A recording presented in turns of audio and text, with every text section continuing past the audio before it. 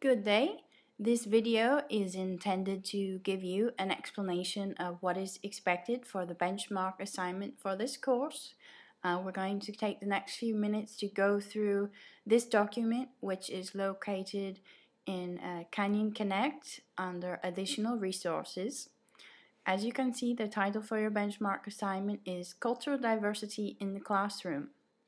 If you take a look down where it says what your directions are, it states to explore local issues in your community that affect the education of diverse students. Issues may include, but are not limited to, inequities among districts in your area in regards to teaching materials, quality of programs, funding for cultural enrichment activities, etc. Now, if you're not sure what to do your assignment on, maybe you live in a smaller school district where ELL is not such a big population, the best thing I can recommend is to go out and do a Google search and type ELL issues 2011, something along those lines. For example, I typed in issues in education with ELL in 2011, so I would be able to see what was going on recently. And upon reviewing this particular document, what caught my attention, let me scroll down to where it's located. Okay, right here.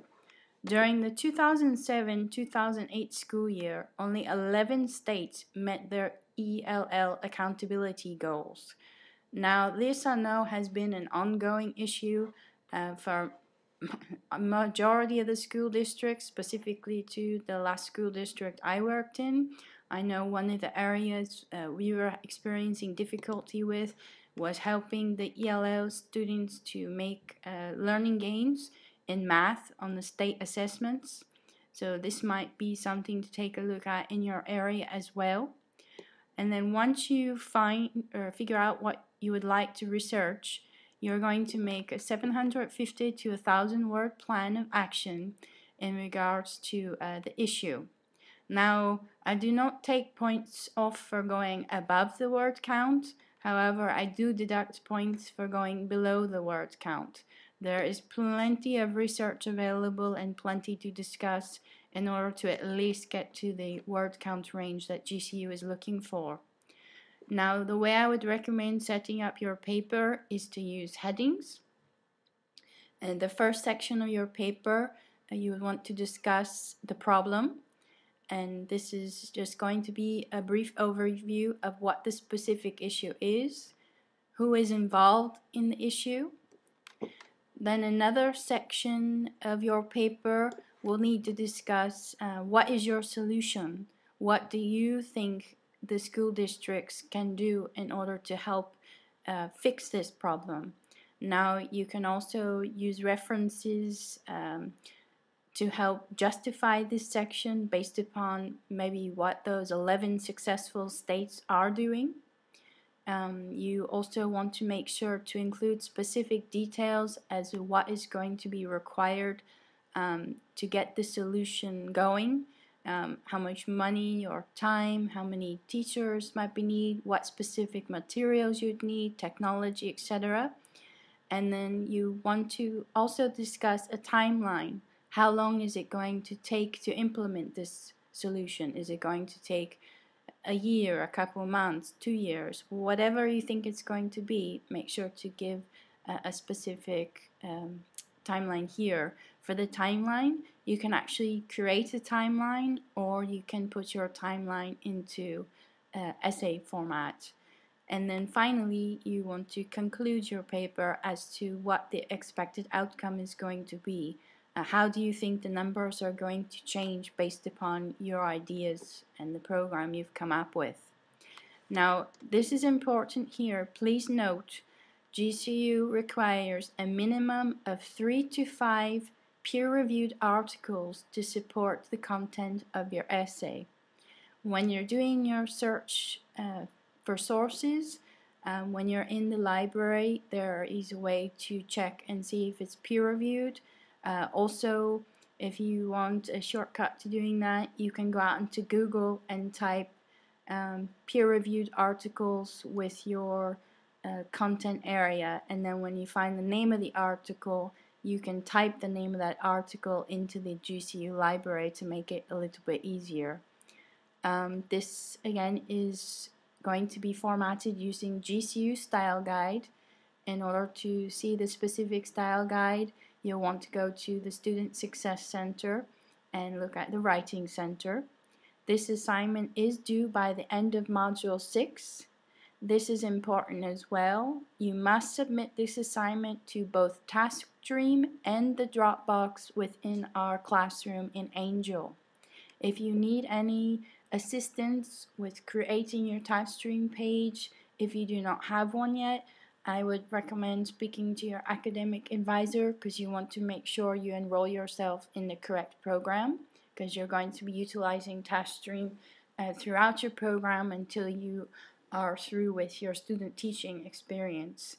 For specific details of how to use TaskStream, you can go to Student Success Center, Colleges of Education, and then you'll see a link titled TaskStream. Now, excuse me, while we're on this page, this is the rubric that will be used to evaluate your assignment. As you'll notice, the content of the paper is worth 80% of your grade.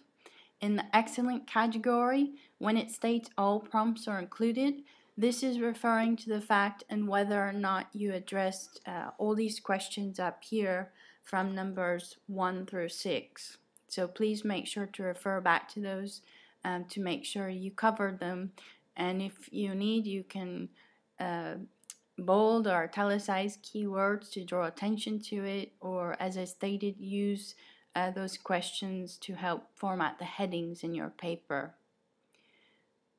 In regards to organization and effectiveness, again, for the paragraphs, try not to start 1 or 2 sentences in a row with the same word. You want to use transition words, be creative, and one thing I always point out to everybody, avoid using the word it.